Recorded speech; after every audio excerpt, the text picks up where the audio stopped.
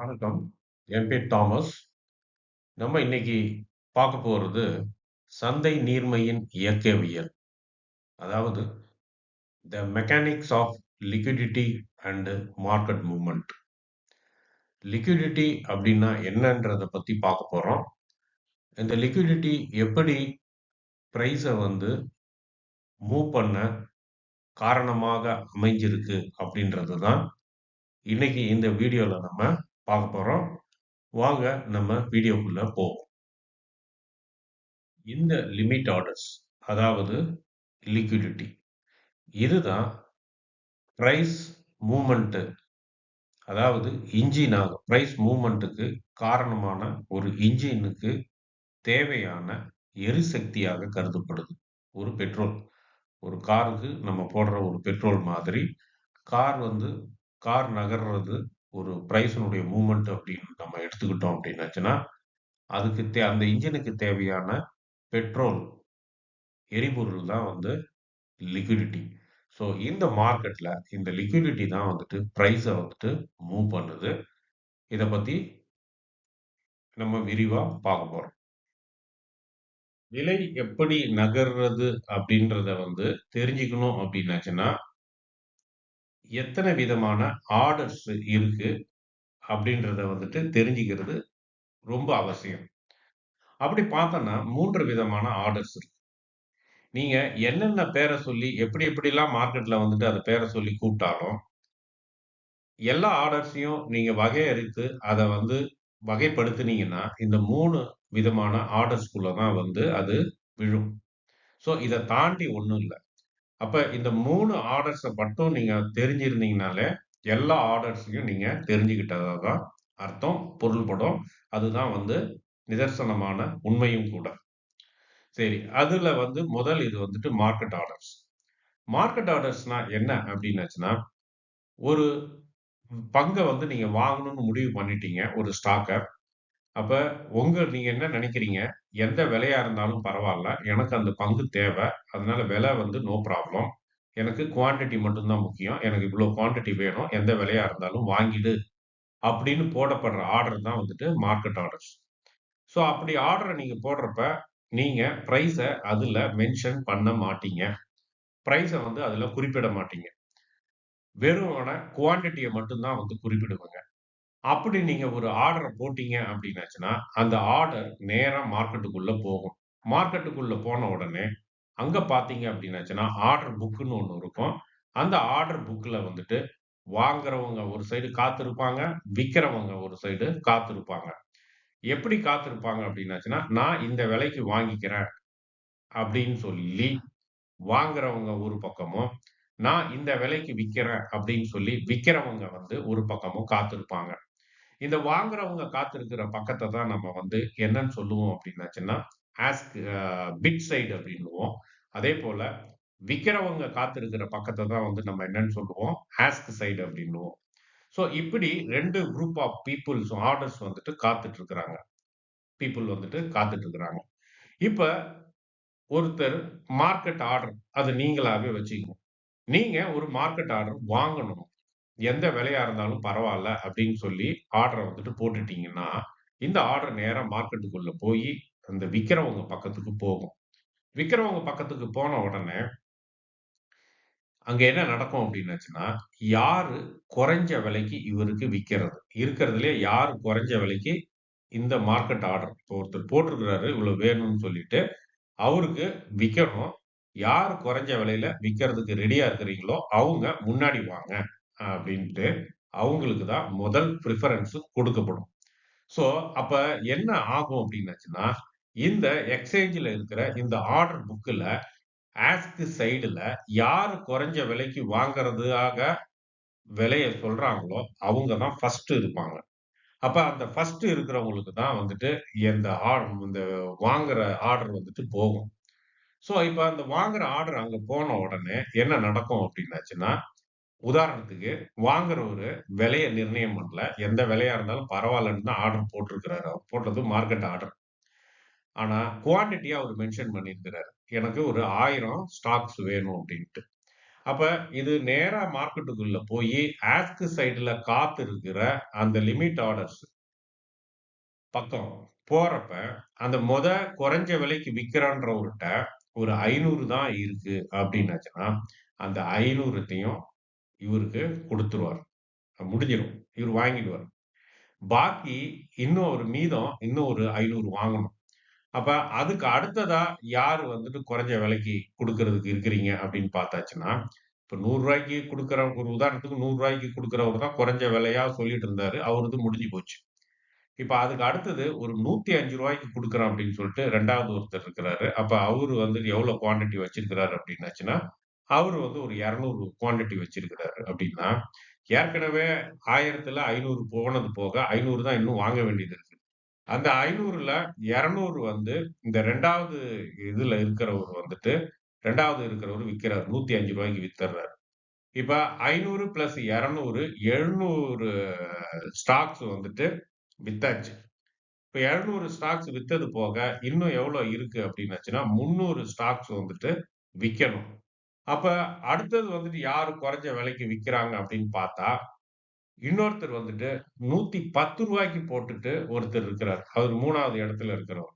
அப்ப 2 இடம் முடிஞ்சு போச்சு. ஃபர்ஸ்ட் 2 இடம் வந்துட்டு ஆர்டர் வந்துட்டு எக்ஸிக்யூட் ஆயிடுச்சு. அப்ப 3வதா வந்து ரூ. 110க்கு இருக்கிறவங்க கிட்ட இருந்து அந்த 300 ஆர்டரையும் வந்துட்டு வாங்குறாரு. வாங்குறப்ப மொத்தமா அவருடைய 1000 ஆர்டரினுடைய தேவையும் பூர்த்தி ஆயிடுச்சு. ஸோ இப்ப இவரு 1000 ஆர்டரினுடைய தேவை பூர்த்தி ஆயிடுச்சு. இப்ப மார்க்கெட்ல கேண்டில் எங்க ஆரம்பிச்சிருக்கோம்? ஓப்பனிங் பிரைஸ் ரூ. 100ன்னு ஆரம்பிச்சிருக்கோம். குளோசிங் பிரைஸ் ரூ. 110ன்னு முடிஞ்சிருக்கும். ஏன்னா ரூ. 100ல அவரு ஆரம்பிச்சாரு. அடுத்தது 100ல கொஞ்சம் முடிஞ்சது. 105ல கொஞ்சம் முடிஞ்சது. அடுத்தது 110ல கொஞ்சம் முடிஞ்சது. ஆக மொத்தம் கேண்டில் ஸ்டார்ட் ஓப்பனிங் வந்து 100 குளோசிங் வந்து 110. ஸோ கேண்டில் வந்து அப்ப அந்த மாரியான ஒரு கிரீன் கேண்டில் வந்துட்டு ஃபார்ம் ஆகும். ஏன்னா விலை வந்து ஏறி இருக்கு. ஸோ இந்த மாதிரி தான் வந்துட்டு மார்க்கெட் ஆர்டர்ஸ் வந்துட்டு செயல்படும். இதுவே வந்து ஒருத்தர் மார்க்கெட்ட வந்துட்டு விக்கணும் அப்படின்னு சொல்லி ஒரு மார்க்கெட் ஆர்டர் போட்டார்ன்னா, அது என்ன அர்த்தம் அப்படின்னாச்சுன்னா, எந்த விலையா இருந்தாலும் பரவால்ல. எனக்கு வந்துட்டு என்னுடைய ஆர்டர்ஸ் வந்துட்டு விக்கணும். நான் ஒரு 1000 ஸ்டாக்ஸ் வந்துட்டு விக்கணும்னு நெனைக்கிறேன். அப்படின்னு ஆர்டர் போட்டார்ன்னா, அது நேரா மார்க்கெட்டுக்கு வந்து பை பண்றதுக்காக உட்கார்ந்துருக்காங்க பார்த்தீங்களா? அவங்க சைடுல வரும். அதாவது வந்துட்டு பிட் சைடுல. பிட் சைடுக்கு வந்ததுன்னா, எ விக்கிறவருக்கு வந்துட்டு நல்லத தான் வந்துட்டு மார்க்கெட் பண்ணும். அதனால விக்கிற பக்கத்துல பார்த்தீங்கன்னா, யார் அதிக விலை குடுத்து வாங்குறாங்களோ, அவங்களுக்கு தான் முதல் இடம் குடுக்கப்படும். அப்ப யார் அதிக விலை குடுத்து வாங்குறதுக்கு ரெடியா இருக்கிறாங்களோ, அவங்க வந்துட்டு ஃபர்ஸ்ட் பிளேஸ்ல இருப்பாங்க. அப்ப வர்ற அந்த 1000 ஆர்டரும் வந்துட்டு அவங்களுக்கு தான் வந்துட்டு கொடுக்கப்படும். அவங்க கிட்ட இருந்துட்டு அவங்களுக்கு செல் ஆயி, செல் பண்றவருக்கும் ஒரு சந்தோஷமா இருக்கும். இருக்கிறதுலயே அதிக விலை குடுத்து வாங்குறவங்களுக்கு தான் நம்ம இது முடிஞ்சிருக்குன்ட்டு. அதுல நடந்த மாதிரியே, இதுல இவரு விக்க வந்தவரு 1000 குவான்டிட்டி. ஆனா, இங்க அதிக விலை குடுத்து வாங்குறேன்னு சொல்லி உட்கார்ந்திருக்கவருக்கு 500 தான் தேவை அப்டின்னாச்சுன்னா, அது 500 மட்டும் தான் அங்க வந்துட்டு என்ன ஆகும்? விற்கப்படும். அப்ப பாக்கி இவருக்கு இன்னும் விக்க வேண்டியது வந்து இன்னொரு 500 இருக்கு. அடுத்தது யாரு வந்துட்டு குடுக்குறாங்க அப்டின்றத வந்து பார்த்தோம் அப்டின்னாச்சுன்னா, அத விட கம்மியான விலைக்கு தான் ஒருத்தர் வந்துட்டு வாங்கிக்கிறதா இருப்பாரு. அவரு 2வது இடத்துல இருப்பாரு. அவரு இப்போ உதாரணத்துக்கு வந்து ஒரு ரூ. 100க்கு தான் வந்துட்டு அதிக விலைக்கு வாங்குறேன்றவரு வந்துட்டு ஃபர்ஸ்ட் இருந்தவரு ரூ. 100 சொன்னாரு. அதுல 500 இது வந்து முடிஞ்சிருச்சு. இப்ப பாக்கி இருக்கிற ஒரு 500க்காக அடுத்தது வர்றப்ப, அடுத்த லெவல்ல இருக்கிறவர் வந்துட்டு என்ன விலை சொல்றாருன்னா, அவரு வந்துட்டு நான் ரூ. 95க்கு தான் வாங்குவேன் அப்டின்றாரு. ஸோ இந்த ரூ. 95க்கு வாங்குறவருக்கு வந்துட்டு, அவருக்கு வந்து ஒரு 200 முடியுது. அப்ப இன்னும் ஒரு 300 ஆர்டர் பேலன்ஸ் இருக்கு. அப்ப 300 ஆர்டர் யாருன்னு பார்த்தா, இன்னொருத்தர் சொல்றாரு, "நான் ரூ. 90க்கு தான் வாங்குவேன். 300 நான் எனக்கு தேவை தான் வாங்கிக்கிறேன்றாரு." அப்ப அந்த 300ம் அவருக்கு வித்துரும். இப்ப பிரைஸ் எங்க விற்பனை ஆரம்பிச்சது? ரூ. 100ல ஆரம்பிச்சு ரூ. 90க்கு வந்துருச்சு. அப்ப கேண்டில்னுடைய ஓப்பனிங் வந்து ரூ. 100, குளோசிங் வந்து ரூ. 90. அப்ப அது பிரைஸ் கீழ இறங்கியிருக்கு. ஸோ அப்ப ஒரு ரெட் கேண்டில் வந்துட்டு ஃபார்ம் ஆகும். ஸோ இப்படிதான் ஒரு மார்க்கெட் ஆர்டரு உள்ள வர்றப்ப, பிரைஸ் வந்து மூவ் ஆகுது. அப்ப அந்த ஒரு மார்க்கெட் ஆர்டர் போட்டாலே பிரைஸ் மூவ் ஆயிடுமா? அப்டின்னாச்சுன்னா, இல்ல. லிக்விடிட்டி அந்த வாங்குறதுக்காக லிமிட் ஆர்டர்ஸ் போட்டுட்டு உட்கார்ந்திருக்காங்க பார்த்தீங்களா? அங்க தேவையான அளவு லிக்விடிட்டி ஆர்டர்ஸ் இருந்ததுன்னா, ஒரு உதாரணத்துக்கு ரூ. 100 வாங்குறேன்றவரு 1000த்தையும் வாங்கிக்கிறதுக்கு ரெடியா இருந்திருந்தாருன்னா, அந்த விலை ரூ. 100 நின்றுருக்கும். அது மேலயும் ஏறாது, கீழயும் இறங்காது. அப்ப அங்க காரணம் விலை நகர்ந்ததுக்கு காரணம் என்ன அப்டின்னாச்சுன்னா, அந்த இடத்துல போதுமான அளவு குவான்டிட்டீஸ் இல்ல. அப்ப குவான்டிட்டீஸ் இல்ல அப்டின்னாச்சுன்னா, லிமிட் ஆர்டர்ஸ் போதுமான அளவு இல்ல. அப்ப லிக்விடிட்டில ஒரு குறைபாடு இருக்கு. லிக்விடிட்டி அதிகமாக இல்லை. அதனால தான் வந்துட்டு பிரைஸ் வந்துட்டு மூவ் ஆகுது. அப்ப இப்போ கற்பனை பண்ணி பாருங்க. ஒரு நீண்ட ரெட் கேண்டில் வருதுன்னா என்ன அர்த்தம்? அங்க லிக்விடிட்டி இல்லன்னு அர்த்தம். ஒரு பெரிய கிரீன் கேண்டில் வருதுன்னா என்ன அர்த்தம்? அங்கேயும் லிக்விடிட்டி இல்லன்னு தான் அர்த்தம். ஆனா சைடு தான் வந்துட்டு மாறும். செல் சைடு, பை சைடுன்னு மாறுமே தவிர, ஒட்டுமொத்த ரீசன் வந்துட்டு என்னன்னா, மார்க்கெட் ஆர்டர்ஸ் உள்ள வந்துருச்சு. ஆனா, அத பூர்த்தி செய்யற லிமிட் ஆர்டர்ஸ் அங்க ஒண்ணு, இங்க ஒண்ணு இருக்கிறதால, பிரைஸ் வந்துட்டு பெரிய லெவல்ல வந்துட்டு மூவ் ஆகுது. அது இல்லாம முதல் லெவல்லயே L1 டேட்டான்னு சொல்லுவோம் அதுதான். முதல் இடத்துல இருக்கிறவங்களே அத வாங்குறதுக்கு தயாரா இருந்தாங்கன்னா, பிரைஸ அவங்க அத தாண்டி இறங்க விட மாட்டாங்க. ஏற விட மாட்டாங்க. ஓகேங்களா? சரி. இப்ப மார்க்கெட் ஆர்டர்ஸ் பார்த்தாச்சு. இப்ப லிமிட் ஆர்டர்ஸ பார்ப்போம். இந்த லிமிட் ஆர்டர்ஸ ஏறக்குறைய நம்ம மார்க்கெட் ஆர்டர்ஸ பார்க்கிறப்ப அதிலேயே பாதி எக்ஸ்பிளைன் பண்ணிட்டோம். இருந்தாலும் ஒரு சுவர் படத்த வந்துட்டு இதுல வந்துட்டு போட்டு வச்சிருக்கிறோம். அப்ப என்ன போட்டு வச்சிருக்கிறோம் அப்டின்னாச்சுன்னா, லிமிட் ஆர்டர்ஸ்னால 2 விதமான வாய்ப்புகள் நடக்கிறதுக்கு வாய்ப்பு இருக்கு. ஒரு வாய்ப்பு என்னன்னா, லிமிட் ஆர்டர்ஸ் சரியா இல்லாம இருந்ததுன்னா, அங்க ஒண்ணு, இங்க ஒண்ணுமா இருந்ததுன்னா, அதுவே விலை நகர்றதுக்கு பிரதான காரணமாக மாறிடும். 1. அததான் முன்னாடி மார்க்கெட் ஆர்டர்ஸ் பார்க்கிறப்ப பார்த்தோம். 2வது என்ன அப்டின்னாச்சுன்னா, போதுமான அளவு லெவல் 1லயே அந்த ஃபர்ஸ்ட் லெவல்லயே போதுமான அளவு லிமிட் ஆர்டர்ஸ் இருந்ததுன்னா, பிரைஸ நகர விடாது. அப்ப நகர விடாம பிரைஸ் அங்கேயே நின்றும். அப்போ கேண்டில்ல வந்துட்டு சார்ட்ல கேண்டில் பார்த்தீங்க அப்டின்னாக்கா, குட்டி, குட்டி கேண்டில்ஸா இருக்கும். சின்ன, சின்ன கேண்டில்ஸா இருக்கும். மார்க்கெட் சைட் வேல மூவ் ஆகும். இப்ப மார்க்கெட் சைடு வேல மூவ் ஆகுது. குட்டி, குட்டி கேண்டிலா இருக்கு. அப்டின்னா என்ன அர்த்தம்? அப்ப அக்ரெசிவான மார்க்கெட் ஆர்டர் வந்தாலும், அத தடுத்து நிறுத்தத்தக்கதாக லிமிட் ஆர்டர்ஸ் லிக்விடிட்டியான லிமிட் ஆர்டர்ஸ் நெறைய இருக்கு. அதனால பிரைஸ் வந்து அந்த லெவல விட்டு இறங்க மாட்டேங்குது. அப்படின்றது தான் அர்த்தம்.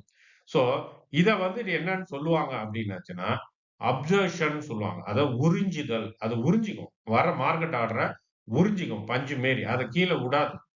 இல்லாட்டினா சுவர் மாதிரி தடுத்துக்கும். இததான் வந்து லிக்விடிட்டி வால் அப்படின்னுவாங்க. லிக்விடிட்டி சுவர் அப்படின்னுவாங்க. இப்ப புரிஞ்சுதுங்களா? சரி. 3வது இதுக்கும் ஸ்டாப் ஆர்டர்ஸ் வரும். இந்த ஸ்டாப் ஆர்டர்ஸ் வந்துட்டு எப்படி அப்படின்னாச்சுன்னா, இந்த ஸ்டாப் ஆர்டர்ஸ் வந்துட்டு ஏறக்குறைய வந்துட்டு 2 இன் 1 மாரி. இத மார்க்கெட் ஆர்டர்ன்னு சொல்லலாம். லிமிட் ஆர்டர்ன்னு சொல்லலாம். அது எப்படி அப்படின்னு பார்ப்போம். இப்ப நீங்க ஒரு ஸ்டாக்ஸ வந்துட்டு வாங்கிட்டீங்க. நீங்க அந்த ஸ்டாக்ஸ வாங்குனதுக்கு அப்புறமா ஆ பை பண்ணியிருக்கிறீங்க. உங்களுக்கு ஒரு டவுட்டு, சப்போஸ் விலை வந்துட்டு இறங்கிடுச்சுன்னா என்ன பண்றது அப்படின்னு பயந்து பயந்து இல்ல. இது பயம்ன்ற வேர்ட யூஸ் பண்ணக்கூடாது. மன்னிக்கவும். அதுக்கு சேஃப்டிக்காக, ரிஸ்க்குக்காக நீங்க என்ன பண்றீங்க அப்டின்னாச்சுன்னா, ஒரு ஸ்டாப் லாஸ் போடுறீங்க. இப்ப ரூ. 100 நீங்க வாங்கிட்டீங்க. எனக்கு வந்துட்டு ஒரு ரூ. 2 குறைஞ்சதுன்னா, நான் இத வித்துருவேன் நானு. ஏன்னா, அது எனக்கு லாஸ்ல போயிடும். அப்டின்றதுக்காக ரூ. 98க்கு ஒரு ஸ்டாப் லாஸ் வந்துட்டு நீங்க வந்துட்டு போட்டு வச்சிருக்கிறீங்க. ஸோ இந்த மாரி ஒரு ஸ்டாப் லாஸ வந்து போட்டு வச்சுட்டீங்க அப்டின்னாச்சுன்னா, இந்த ஸ்டாப் லாஸ் வந்துட்டு போட்டாச்சு. ரூ. 98 வந்ததுன்னா வித்துரு அப்படின்னு சொல்லிட்டு ஸ்டாப் லாஸ் வந்துட்டு போட்டாச்சு. அப்ப இது என்ன ஆர்டர் வந்து இது ஏறக்குறைய லிமிட் ஆர்டர். ஸோ பிரைஸ் வந்து ஆனா இந்த லிமிட் ஆர்டர்ஸ் எப்ப வந்துட்டு செயல்படும்? பிரைஸ் ரூ. 98 வந்துட்டு டச் பண்ண உடனே இந்த லிமிட் ஆர்டர் என்ன ஆகும் அப்படின்னுச்சுன்னா, மார்க்கெட் ஆர்டரா மாற்றப்பட்டு உடனடியாக மார்க்கெட்டுக்கு அனுப்பப்பட்டு உடனடியாக விற்கப்படும். ஸோ அப்ப அது ஒரு ஸ்லீப்பர் செல் மாரி. அது தூங்கிட்டு இருக்கும். அது தூங்கிட்டு இருக்கிறதுனா, அது வந்து ட்ரிகர் பண்ற வரைக்கும், அத யாராவது எழுப்பி விடுற வரைக்கும் அது தூக்கத்துல தான் இருக்கும். அந்த பிரைஸ வந்துட்டு டச் பண்ண உடனே, அது வந்து ட்ரிகர் ஆகி மார்க்கெட் ஆர்டரா போயிடும். அப்ப மார்க்கெட் ஆர்டரா போயிடுச்சு அப்படின்னாச்சுன்னா, அது என்னென்ன பாதிப்புகள வந்துட்டு உண்டாக்கும்? நம்ம ஏற்கனவே மார்க்கெட் ஆர்டர்ஸ் பார்க்கிறப்ப, அந்த மார்க்கெட் ஆர்டர் என்னென்னலாம் பண்ணிச்சோ, அதை எல்லாத்தையும் அப்படியே இதுக்கு வந்து பொருத்திக்கும். அப்ப இப்ப வந்து இது மார்க்கெட் ஆர்டர்ஸ் தான். ஒரு பியூர் மார்க்கெட் ஆர்டர். அப்ப நீங்க போடுற ஒரு ஸ்டாப் லாஸ் என்னென்னலாம் பண்ணும்? மார்க்கெட் ஆர்டர்ஸ் என்னென்னலாம் பண்ணும்னு பார்த்தோம். பிரைஸ வந்துட்டு நகர்த்தி, பிரைஸ் நகர்றதுக்கே ஒரு முக்கிய காரணமாவே அது அமையும். ஸோ, இப்ப உங்களுக்கு இந்த 3 ஆர்டர்ஸும் பத்தி புரிஞ்சிருக்கும். இத நல்லா திருப்பி ஒரு வாட்டி கேளுங்க. இத மெடிடேட் பண்ணுங்க. இந்த ட்ரேடிங்ன்றது வந்து ஒரு பெரிய ஒரு சயின்ஸ் மாதிரி தான் இது. அதனால இத இதோட கேட்டதோட விட்டாதீங்க. மெடிடேட் பண்ணுங்க. நம்ம அடுத்ததுக்கு போவோம். இப்ப நம்ம பார்த்த இந்த ஸ்டாப் ஆர்டர்ஸ ஒரு வரைபடமா நம்ம வந்துட்டு ஒரு சார்ட்டா வந்துட்டு போட்டிருக்கிறோம். என்ன ஆகுதுன்னா, ஸ்டாப் ஆர்டர்ஸ். ஸ்டாப் ஆர்டர் வந்துட்டு ஒரு இன்ஆக்டிவா இருக்கு. ஒரு ஸ்லீப்பர் செல் மாதிரி இருக்கு. தூங்கிட்டு இருக்கு. அப்ப அந்த ஸ்டாப் லாஸ் பிரைஸ வந்துட்டு ஹிட் ஆன அந்த பிரைஸ் ஹிட் ஆன உடனே என்ன ஆகுதுன்னா, அது பிகம் ஏ மார்க்கெட் ஆர்டரா, அக்ரெசிவ் மார்க்கெட் ஆர்டரா மாறிடுது. அக்ரெசிவ் மார்க்கெட் ஆர்டரா மாறிச்சு அப்டின்னாச்சுன்னா, அதனுடைய விளைவா பிரைஸ் வந்துட்டு நகருது. ஸோ இதுதான் வந்து இந்த சார்ட்ல போட்டிருக்கோம். ஸ்டாப் ஆர்டர் சந்தையில் ஒரு ஸ்லீப்பராக இருக்கின்றன. அவை தூண்டப்படும்போது ஆக்ரோஷமான மார்க்கெட் ஆர்டர்களாக மாறி விலையை தள்ளுகின்றன. இப்ப நம்ம ஒரு கோல்டன் ரூல பத்தி பார்க்க போறோம். இந்த கோல்டன் ரூல் என்ன அப்டின்னாச்சுன்னா, ஒரு லிக்விடிட்டிய வந்துட்டு எப்படி வந்து அடையாளப்படுத்துறது, கண்டுபிடிக்கிறது சார்ட்ல அப்டின்றது. பொதுவா வந்து நீங்க லிக்விடிட்டிய பத்தி பார்த்தீங்க அப்டின்னாச்சுன்னா, சார்ட்ல வந்துட்டு ரெக்டாங்குலர் பார் போடுவாங்க. சில பேர் வந்துட்டு கோடு போடுவாங்க. லைன் போடுவாங்க. ஸோ இந்த மாதிரிலாம் போடுறதெல்லாம் ஒரு பக்கம் இருக்கட்டும். பொதுவா ஈஸியா புரிஞ்சுக்கணும் அப்டின்னாச்சுன்னா, நீங்க செய்ய வேண்டியது என்ன அப்டின்னா, இந்த சார்ட், கோடு, லெவல்ஸ் இதெல்லாம் தூக்கி வச்சுட்டு, வர்த்தக நிலைகளை வைத்து தீர்ப்பை லிக்விடிட்டிய வந்து தேடாம, வர்த்தகர்களின் நடத்தைய வச்சு தேடணும். இப்ப நான் வந்து ஒரு ட்ரேடர். இப்ப நான் வந்து ஒரு பொசிஷன் எடுக்கணும். என்ன பொசிஷன் எடுக்கணும்? நான் வந்து ஒரு லாங் பொசிஷன் எடுக்கணும்னு வச்சிருக்கிறேன். ஒரு பை பண்ணணும்னு வச்சிருக்கேன். நான் எப்ப பை பண்ணுவேன்? பிரைஸ் ஒரு லெவலுக்கு வந்துட்டு ஃபார் எக்ஸாம்பிள்க்கு ஒரு சப்போர்ட் இருக்கு. ஸோ அந்த சப்போர்ட்க்கு பிரைஸ் வந்துட்டு வருது. சப்போர்ட்க்கு வந்துட்டு அந்த சப்போர்ட்ட உடைக்க முடியாம பிரைஸ் வந்து ரிவர்ஸ் ஆகி மேல போகுது. அப்ப நான் அங்க என்ன பண்ணுவேன்? பை பண்ணுவேன். அந்த இடத்துல வந்துட்டு பை பண்ணுவேன். அப்ப நான் என்ன பண்ணியிருக்கிறேன்? அது சப்போர்ட்ட உடைக்க முடியாம, சப்போர்ட்ட விட்டு மேல எழும்பி போறப்ப, நான் வந்துட்டு பை பண்ணியிருக்கிறேன். அப்ப எனக்கு ஒரு பயம் என்ன அப்டின்னாச்சுன்னா, நான் இப்ப பை பண்ணிட்டேன். ஆனா சப்போஸ் பிரைஸ் திருப்பியும் கீழ இறங்கி போச்சுன்னா என்ன பண்றது? அப்டின்றதுக்காக, அந்த பயத்தின் நிமித்தமா, பயம்ன்னு திருப்பியும் வேர்ட யூஸ் பண்றேன். பயம் இல்ல, ஒரு சேஃப்டிக்காக, ஒரு ரிஸ்க் மேனேஜ்மென்ட்க்காக, அந்த சப்போர்ட் லைனுக்கு கீழ, கொஞ்சம் கீழ என்னுடைய ஸ்டாப் லாஸ வந்துட்டு போடுறேன். அப்ப என்ன ஸ்டாப் லாஸ் நான் வந்துட்டு போட்டிருக்கிறேன்? நான் ஏற்கனவே பை பண்ணியிருக்கிறேன். அப்ப பிரைஸ் அந்த சப்போர்ட்க்கு மேல நான் பை பண்ணியிருக்கிறேன். அப்ப பிரைஸ் அந்த சப்போர்ட்ட விட கீழ இறங்கிச்சு அப்டின்னாச்சுன்னா, செல் பண்ணிடு அப்டின்ட்டு ஒரு செல் ஆர்டர ஸ்டாப் ஆர்டரா வந்துட்டு நான் வந்து ஸ்டாப் லாஸ் ஆர்டரா அங்க வந்துட்டு போட்டிருக்கிறேன். ஸோ அப்ப இப்ப எப்படி நம்ம வந்துட்டு கண்டுபிடிச்சோம் என்னுடைய ஸ்டாப் லாஸ்? ஸோ, அந்த ஸ்டாப் லாஸ் தான் லிக்விடிட்டி. இந்த மாரி நெறைய பேர் பொசிஷன் எடுத்து, நெறைய பேர் அந்த இடத்துல ஆர்டர்ஸ வந்துட்டு போட்டிருப்பாங்க.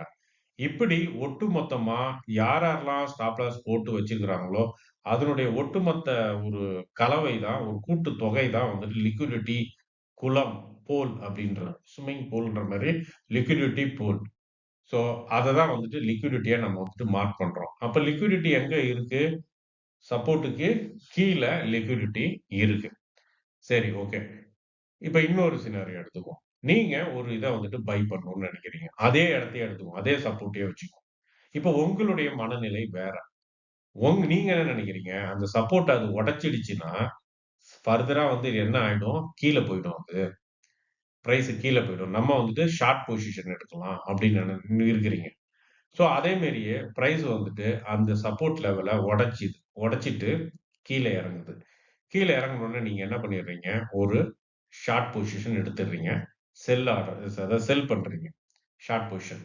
இப்போ உங்களுக்கு ஒரு டவுட்டு, இது திருப்பி ரிவர்ஸ் ஆச்சு அப்டின்னாச்சுன்னா, நம்ம லாஸ்ல போகக்கூடாது. நம்ம லாஸ லிமிட் பண்ணணும் அப்டின்னு சொல்லி, அந்த சப்போர்ட்டுக்கு மேல, அந்த எந்த சப்போர்ட்ட உடைச்சதோ, அந்த சப்போர்ட்டுக்கு மேல ஒரு ஸ்டாப் லாஸ வந்துட்டு போடுறீங்க.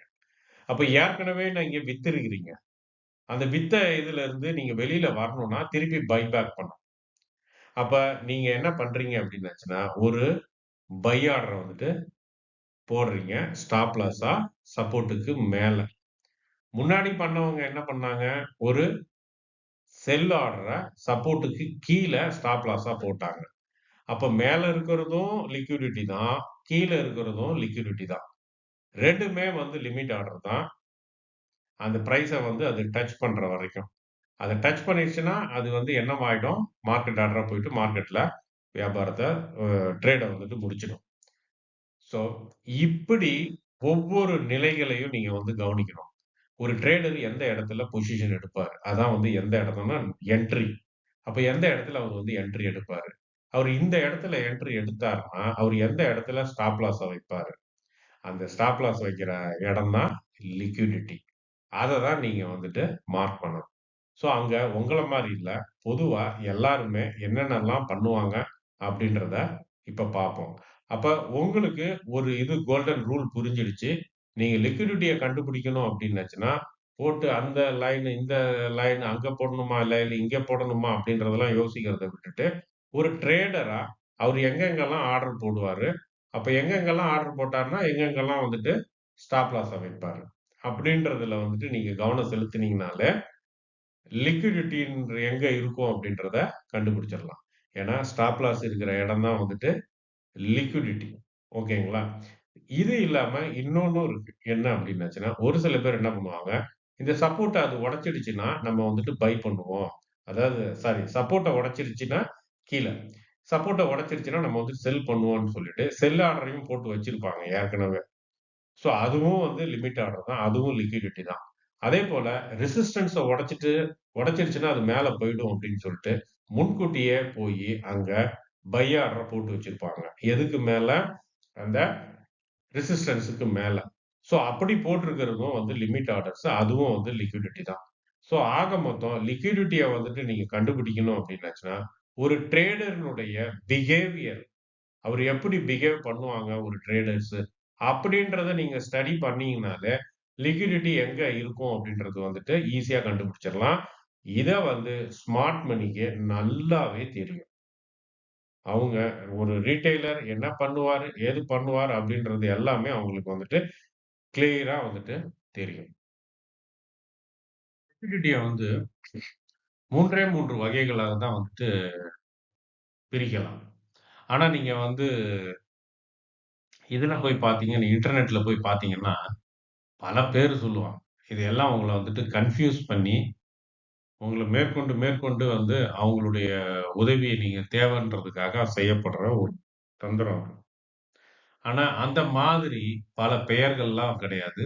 3 வகைகள் தான் இருக்கு. ஸோ, அந்த 3 வகைகள நீங்க வந்துட்டு புரிஞ்சுக்கிட்டீங்க அப்படின்னாச்சுன்னா, உங்களுக்கு லிக்விடிட்டி கம்ப்ளீட்டா புரிஞ்சிரும். எல்லாமே இதனுடைய அடக்கம் தான். அது என்ன ஒண்ணுன்னா, ஃபர்ஸ்ட் ஒண்ணு buy side liquidity. So buy side liquidity அப்டின்னாச்சுன்னா, இது யார் போடுற ஸ்டாப் லாஸுக்கு அப்படின்னு பார்த்தோம் அப்படின்னாச்சுன்னா, ஷார்ட் பொசிஷன் எடுக்குறாங்க பார்த்தீங்களா? ஷார்ட் பொசிஷன் எடுக்கிறவங்க என்ன பண்ணியிருப்பாங்க? வித்திருப்பாங்க. அப்ப வித்தாங்கன்னா, அவங்க போடுற ஸ்டாப் லாஸ் என்னவா இருக்கும்? அது திருப்பி பை பண்றதா தான் இருக்கும். அப்ப பை ஆர்டரா இருக்கும். அததான் வந்துட்டு பை சைடு லிக்விடிட்டி அப்படின்றோம். அதேபோல செல் சைடு லிக்விடிட்டினா என்ன அப்படின்னாச்சுன்னா, லாங்களின் ஸ்டாப் லாஸ். லாங் பொசிஷன் எடுக்குறாங்க. ஒரு பொருள ஒரு ஸ்டாக்க வந்துட்டு பை பண்றாங்க. அப்ப பை பண்றாங்கன்னா, அவங்களுடைய ஸ்டாப் லாஸ் என்னவா இருக்கும்? செல் ஆர்டரா தான் இருக்கும். அதனால தான் இது செல் சைடு லிக்விடிட்டி அப்படின்றது. ரெஸ்டிங் லிக்விடிட்டி அப்படின்னா என்ன அப்படின்னாச்சுன்னா, ஆர்டர் புக்ல ஒரு விலைக்கு வாங்குறதுக்காக, இல்ல ஒரு விலைக்கு விக்கிறதுக்காக போட்டு வச்சிருக்கிறாங்க பார்த்தீங்களா? அதுதான் வந்துட்டு ரெஸ்டிங் லிக்விடிட்டி அப்படின்றது. இது லிமிட் ஆர்டர்ஸ வந்துட்டு குறிக்கும். ஒட்டுமொத்தமா நீங்க லிக்விடிட்டி அப்டின்னாச்சுன்னா, இந்த 3 தான். இந்த 3 தாண்டி ஒண்ணும் கிடையாது. மார்க் பண்ற இடங்கள் வேணாலும் வேற வேற இருக்கலாம். ஒரு ஸ்விங் ஹைக்கு மேல மார்க் பண்ணலாம்.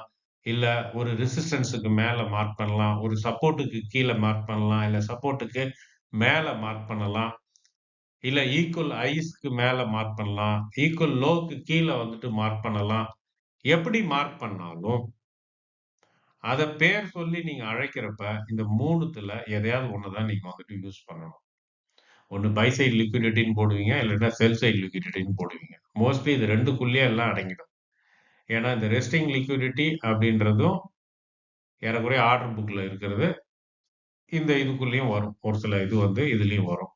ஸோ, அப்ப இதுதான் வந்துட்டு ஸ்டோரி.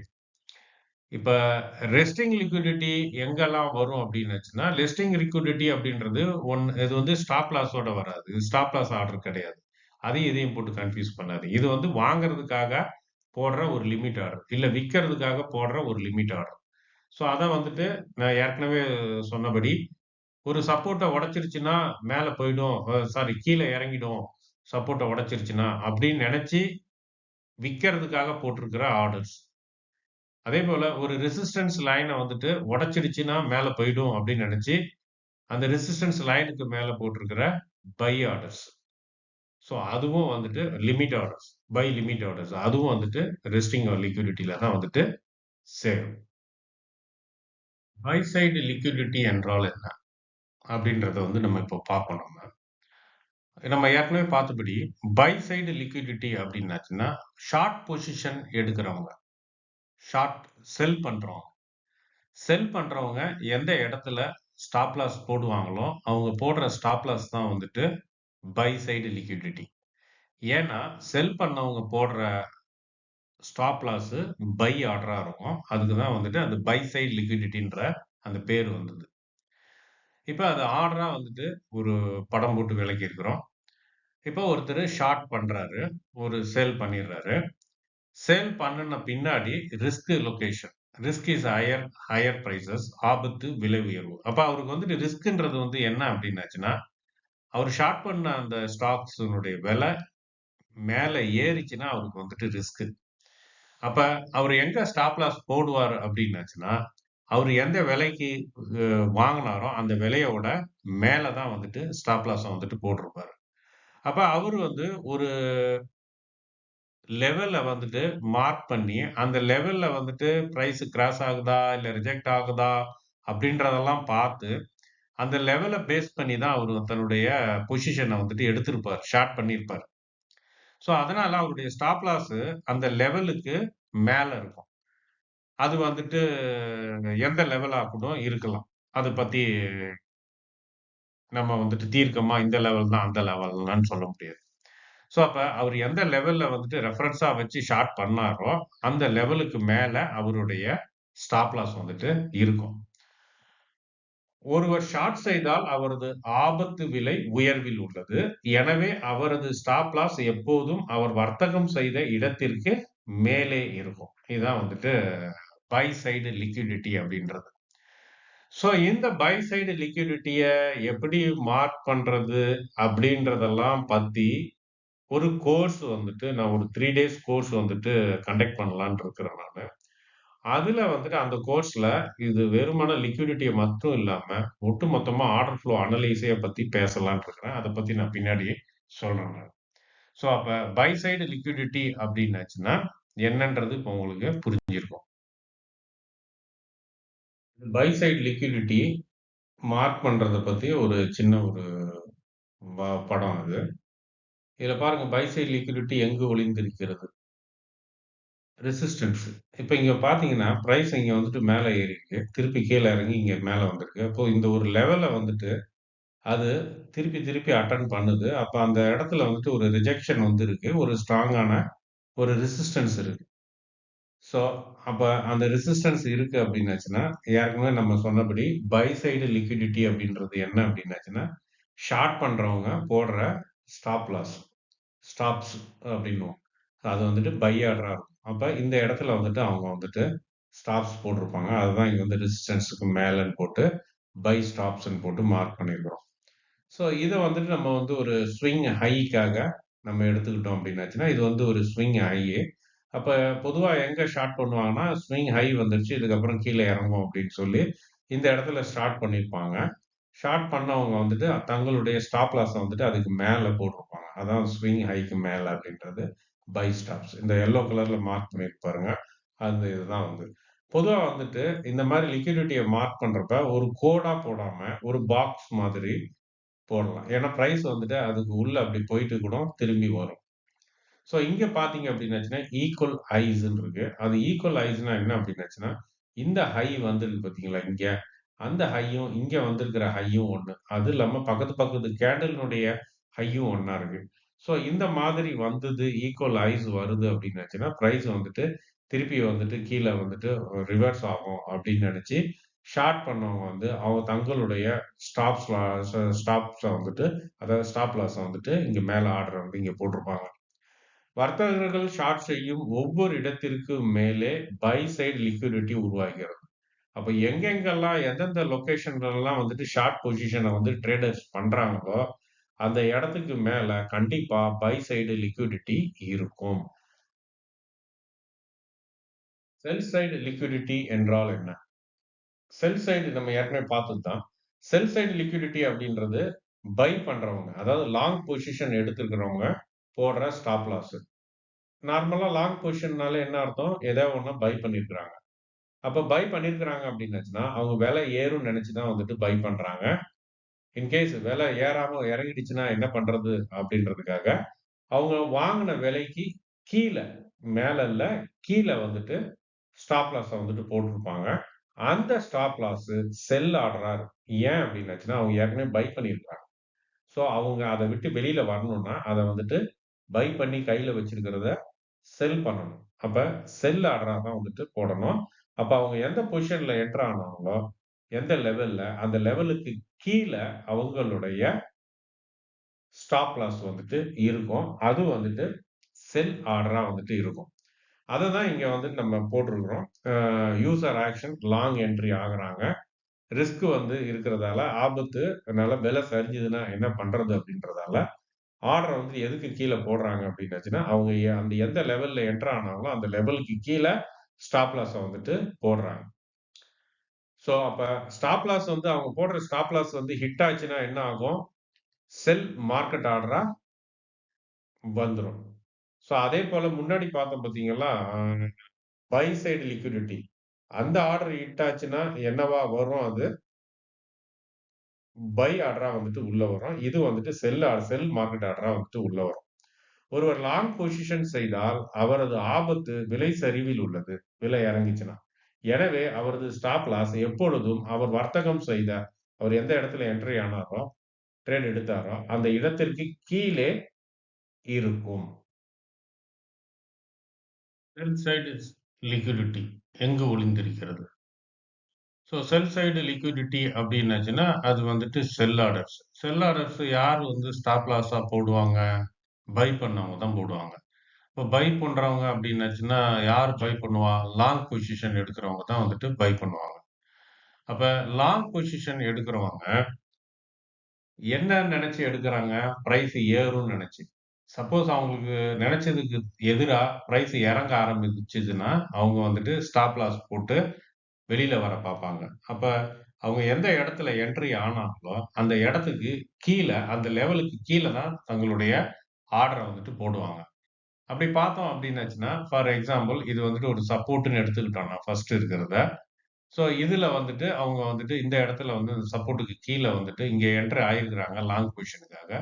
இன்கேஸ் ரிவர்ஸ் ஆச்சுன்னா என்ன பண்றதுன்ட்டு, இங்க வந்துட்டு அவங்க தங்களுடைய ஸ்டாப் லாஸ வந்துட்டு போட்டிருக்கிறாங்க. ஸோ அவங்களுடைய ஸ்டாப் லாஸ் வந்துட்டு செல் ஆர்டர். ஏன்னா அவங்க வந்து பை பண்ணியிருக்கிறாங்க. அதனால தான் அதுக்கு பேரு செல் சைடு லிக்விடிட்டி அப்படின்னு வந்தது. இன்னொன்னு வந்து என்னன்னா ஸ்விங் லோ. ஸோ இதனுடைய ஒரு ஸ்விங்கினுடைய லோ அப்படின்னு எடுத்துக்கிட்டாலும், இது எக்ஸாக்ட்டா அந்த படம் வந்துட்டு அந்த மாதிரி இல்ல. ஸ்விங் லோன்னா இது கொஞ்சம் அப்படி மேல இருந்து கீழ இறங்கி வந்ததுன்னா, நல்லா ஸ்விங் லோன்ட்டு சொல்றதுக்கு ஏதுவா இருக்கும். இருந்தாலும் நீங்க அட்ஜஸ்ட் பண்ணிக்கங்க. ஸோ அந்த ஸ்விங் லோல வந்து இந்த இடத்துல வந்துட்டு ஒரு பை ஆர்டர் பிரைஸ் வந்துட்டு ரிஜெக்ட் ஆயிடுச்சுட்டு மேல போகுது அப்படின்னு சொல்லி லாங் பொசிஷன் எடுத்தவங்க தங்களுடைய ஸ்டாப் லாஸ வந்துட்டு இந்த இடத்துல வந்துட்டு போட்டிருப்பாங்க. ஸோ அதான் வந்துட்டு அதாவது செல் ஆர்டரா போட்டிருப்பாங்க. அதான் ஸ்விங் லோக்கு கீழ. இங்க வந்து என்னன்னா ஈக்குவல் லோஸ். ஈக்குவல் லோன்னா இந்த இடத்துல வந்திருக்கு. சேம் அதே லெவலுக்கு வந்திருக்கு. 2 லோவுமே வந்துட்டு ஈக்குவலா இருக்கு. அதனால தான் ஈக்குவல் லோஸ் அப்படின்றோம். ஸோ அப்ப அந்த ஈக்குவல் லோஸ் வந்தது அப்படின்னாச்சுன்னா என்ன பண்றாங்க? ஸோ பிரைஸ் வந்து ஏறும் அப்படின்னு நெனச்சு லாங் பொசிஷன் வந்துட்டு எடுக்குறாங்க. அப்ப அவங்களுடைய ஸ்டாப் லாஸ் அந்த ஈக்குவல் லோவுக்கு கீழ வந்துட்டு இந்த மார்க் பண்ணியிருக்க இடத்துல வந்துட்டு போட்டிருப்பாங்க. ஸோ இதுதான் வந்துட்டு செல் சைடு லிக்விடிட்டி. ஸோ இப்ப வந்துட்டு buy side liquidity, sell side liquidity 2த்தையும் வந்து பார்த்தோம். அது எங்க போடுவாங்க அப்படின்றதையும் வந்து பார்த்தோம். அப்ப ஒரு பொதுவா வந்துட்டு ஒரு இன்ஸ்டிடியூஷனுக்கு ஒரு ஸ்மார்ட் மணிக்கு ஒண்ண விக்கணும்னு நெனைக்கிறாங்க. விக்கணும்னு நெனைக்கிறாங்க அப்டின்னாச்சுன்னா, அவங்க விக்கிற குவான்டிட்டிய வாங்குற அளவுக்கு ஆர்டர்ஸ் வந்துட்டு எங்க இருக்குன்னு தேடுவாங்க. அதான் வந்து லிக்விடிட்டிய வந்து தேடுறது. ஸோ லிக்விடிட்டி ஹண்டிங் அப்டின்றது. ஹண்டிங்னா என்னது? வேட்டையாடுறது.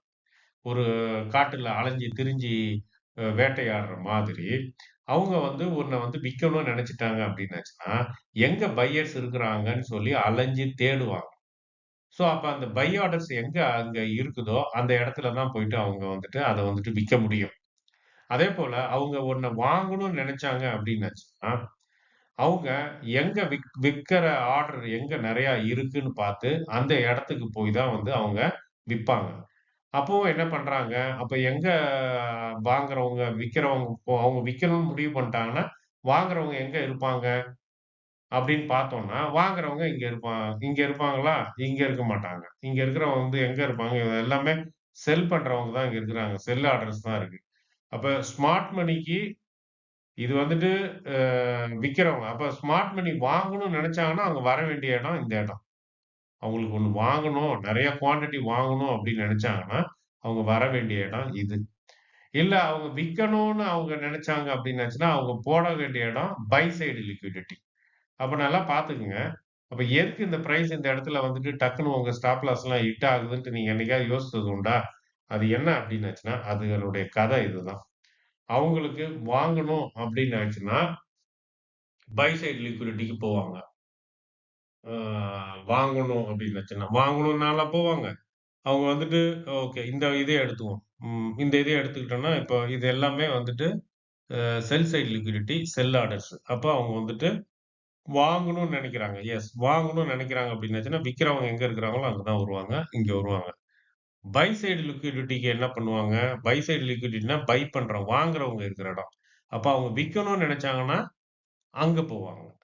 ஸோ அந்த மாதிரி வந்து பிரைஸ வந்துட்டு எங்க லிக்விடிட்டி இருக்குதோ, அவங்களுக்கு தேவையான லிக்விடிட்டி. அதாவது சிச்சுவேஷன பொறுத்து, சூழ்நிலைய பொறுத்து. அவங்க வாங்குறாங்களா, விக்கிறாங்களான்ற அந்த சூழ்நிலைய பொறுத்து, எந்த இடத்துல வந்துட்டு அந்த ஆர்டர்ஸ் இருக்குன்னு அவங்க நெனைக்கிறாங்களோ, அந்த ஆர்டருக்கு வந்து போவாங்க. அவங்க பொதுவா வந்து போற இடங்கள் இது. ஏன்னா, இங்க தான் ரீட்டெயிலர்ஸ் வந்து தங்களுடைய ஸ்டாப் லாஸ போட்டு வச்சிருப்பாங்க அப்படின்றதுக்காக.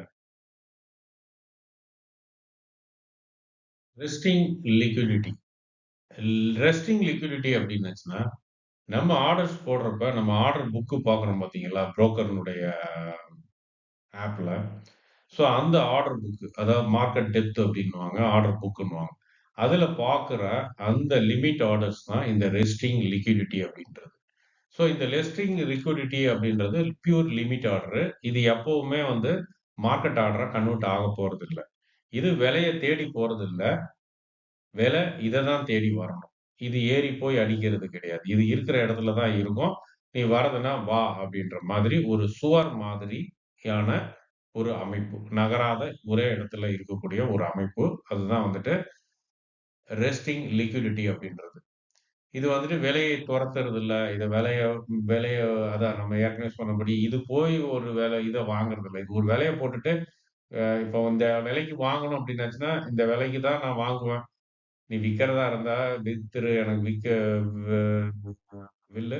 இல்லாட்டின்னா விக்காத அப்டின்ட்டு சொல்ற மாதிரி. அதேபோல வாங்குறதா இருந்ததுன்னா, நான் இந்த விலைக்கு தான் வாங்குவேன் அப்டின்னு ஒரு விலைய சொல்லிட்டு, அந்த விலையிலேயே வந்துட்டு இருக்கிறது. அந்த விலைய விட்டு மாறுறதில்ல.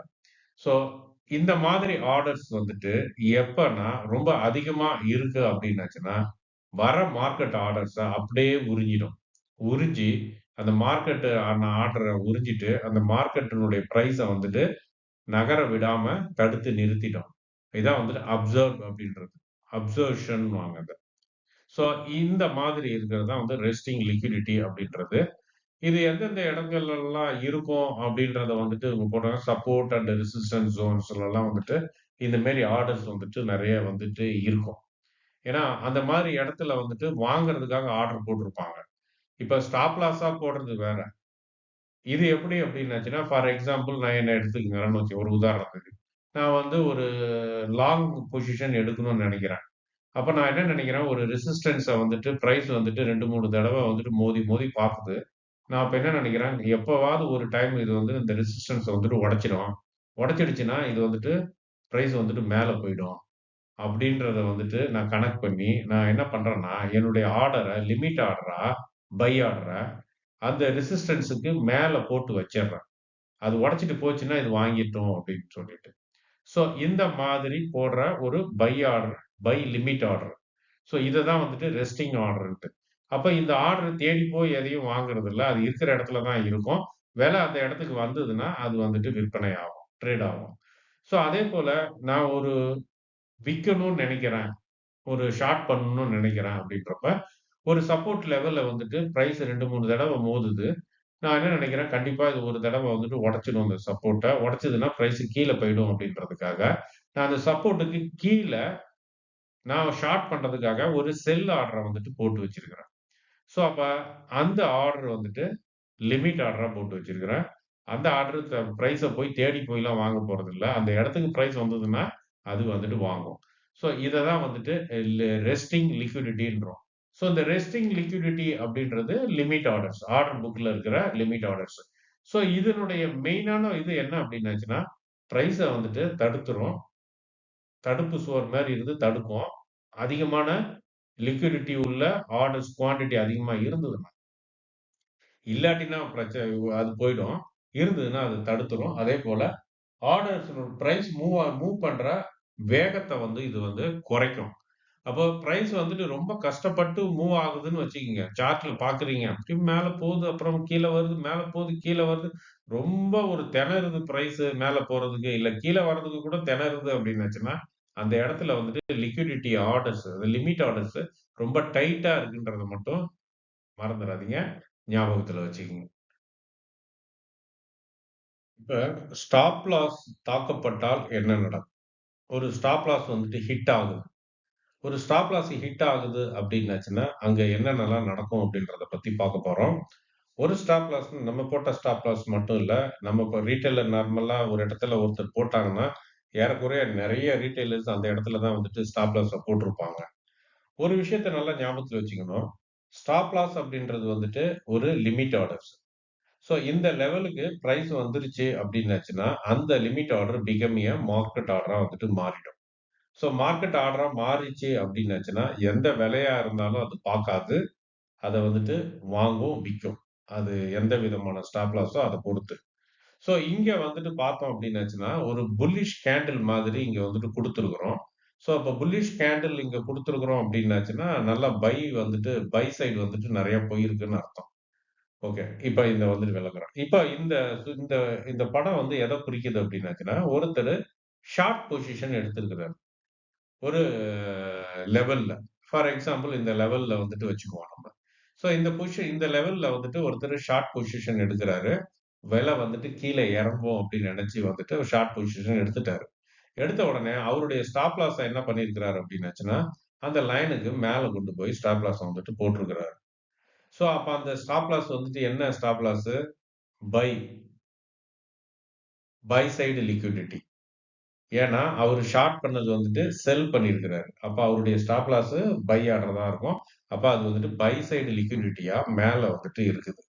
அப்ப பை ஆர்டர்ஸ் வந்துட்டு நெறைய வந்துட்டு இருக்கு. வாங்குறதுக்கு ஆட்கள் வந்து இருக்கிறாங்க. ஸோ அந்த மாரியான ஒரு சிச்சுவேஷன்ல இந்த இந்த மாரி ஒரு ஆர்டர் இருக்கிறப்ப, பிரைஸ் ரிவர்ஸ் ஆகி மேல ஹிட் ஆன உடனே, அந்த அதுல இருந்த எல்லா ஆர்டருமே என்ன ஆயிருக்கும் அப்டின்னாச்சுன்னா, எல்லா ஆர்டருமே வந்துட்டு பை சைடு லிக்விடிட்டி. அதாவது பை ஆர்டரா மாறிரும். உடனே பை ஆர்டரா மாறிச்சு அப்டின்னாச்சுன்னா, என்ன ஆகும்? டக்கு, டக்கு, டக்குன்னு எல்லாம் வந்துட்டு பிரைஸ் மேல ஏற ஆரம்பிச்சுரும். ஃபர்ஸ்ட்டு அங்க இருக்கிற எல்லா லிமிட் ஆர்டர்ஸையும் அது வந்துட்டு என்ன பண்ணிடும்? சாப்ட்ரும். சாப்ட்டுட்டு பிரைஸ் வந்துட்டு மேல போக ஆரம்பிச்சுரும். ஒரு எக்ஸ்ப்ளோஷன் நடக்கிற மாரி நடக்கும். அதான் வந்துட்டு முன்னாடி இதுல வந்துட்டு ஒரு வெடிகுண்டு மாரி ஒரு படம் போட்டு வச்சிருந்தாங்க. பாம் அப்டின்ட்டு. ஸோ அந்த மாரி ஒரு பிரேக் அவுட் வந்துட்டு நடக்கும். நடந்து வந்துட்டு பிரைஸ் வந்துட்டு ஃபர்தரா வந்துட்டு மேல ஆகும். ஸோ இதுவே பிரேக் அவுட் மற்றும் லிக்விடிட்டி ஸ்விப் உருவாகும் விதம் உருவாகும் விதம். இதுதான் வந்துட்டு இது. ஸோ இன் கேஸ் அந்த மாதிரி வந்துட்டு ஒரு ஸ்டாப் லாஸ் வந்துட்டு ஹிட் ஆகுது. ஹிட் ஆகியும் ஆ நெறையா வந்துட்டு அங்க லிமிட் ஆர்டர்ஸ் வந்துட்டு ரொம்ப அதிகமா இருந்தது அப்டின்னாச்சுன்னா, பிரைஸ வந்துட்டு நகர விடாது. அங்க லிமிட் ஆர்டர்ஸ் அந்த டைம்ல வந்துட்டு இல்ல அப்டின்னாச்சுன்னா, சல்லுன்னு வந்துட்டு என்ன ஆகும்? பிரைஸ் வந்துட்டு மேல போக ஆரம்பித்து விடும்.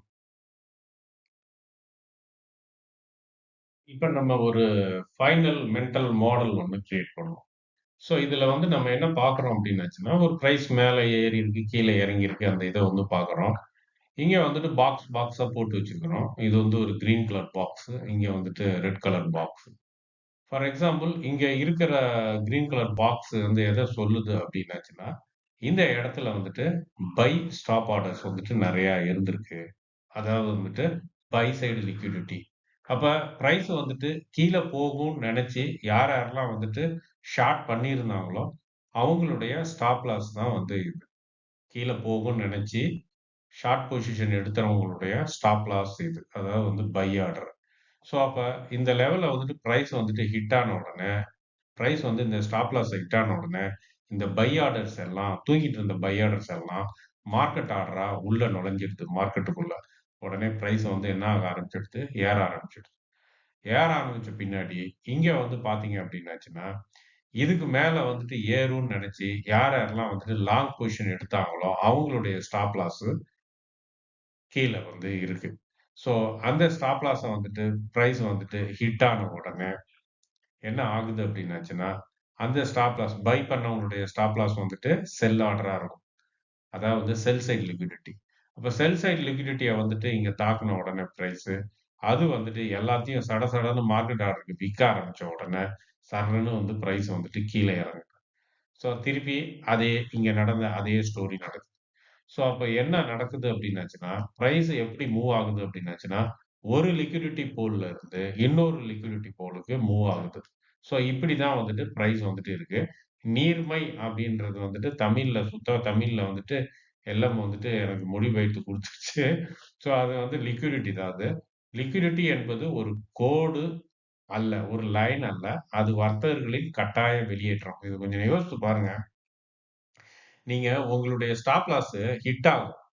நீங்க ஒரு டைரக்ஷன்ல வந்துட்டு போகும் அப்படின்னு நினைச்சு ஒரு பொசிஷன் எடுத்திருப்பீங்க. ஏறும்னு நினைச்சு பொசிஷன் எடுத்துட்டு, அது ஏறாட்டினா என்ன பண்றதுன்ட்டு ஒரு ஸ்டாப் லாஸ வந்துட்டு கீழ போட்டு வச்சிருப்பீங்க. ஆனா உங்க ஸ்டாப் லாஸ் ஹிட் ஆனதுக்கு அப்புறம் தான் வேகமே எடுக்கும். சர சர சரன்னு அப்பதான் வந்து வேகம் எடுக்கும் பிரைஸ். என்னடா இது நம்ம ஸ்டாப் லாஸ் வந்துட்டு ஹிட் ஆனது பின்னாடி இது இவ்ளோ வேகமா இறங்குதே அப்படின்னு பார்ப்பீங்க. அதேபோல ஒரு ஷார்ட் பொசிஷன் எடுத்துட்டு மேல வந்துட்டு நீங்க வந்துட்டு ஸ்டாப் லாஸ் போட்டிருந்தீங்க அப்படின்னாச்சுன்னா, உங்க ஸ்டாப் லாஸ் ஹிட் ஆன பின்னாடி தான் சர சர சரன்னு ஏறும் பிரைஸ் மேல. என்னடா நம்ம ஸ்டாப் லாஸ் ஹிட் ஆன உடனே தான் பிரைஸ் ஏறுது அப்படின்னாச்சுன்னா, உங்க ஸ்டாப் லாஸ் மார்க்கெட் ஆர்டரா உள்ள போகுது. அதேபோல பல பேரு நீங்க ஒரு ஆள் இல்ல. அதனால இப்படி ஆறுதல் அடைஞ்சீங்க. ஐயோ! நான் மட்டும் வருத்தப்படல. எனக்கு மட்டும் வலி இல்ல. என்னோட ஒரு கூட்ட ரீட்டெய்லர்ஸே பெயின்ல வந்து தவிக்கிற ஒரு இடம். ஸோ, அதனால வந்துட்டு, அது வந்துட்டு ட்ரேடர்ஸ வந்துட்டு வலுக்கட்டாயமா புடிச்சு, "வெளில போ நீனு" அப்படின்னு சொல்லிட்டு தள்ற மாதிரி அந்த ஸ்டாப் லாஸ். ஸோ, அது வந்துட்டு ஆக்டிவேட்ன்றது வந்துட்டு ஒரு பெயின் தான். அப்ப லிக்விடிட்டி அப்படின்னு நம்ம இன்னைக்கு மார்க் பண்ணி அது இதுன்னு பண்றோம்ன்றப்ப, ஒண்ண மட்டும் நல்லா ஞாபகம் வச்சுங்க.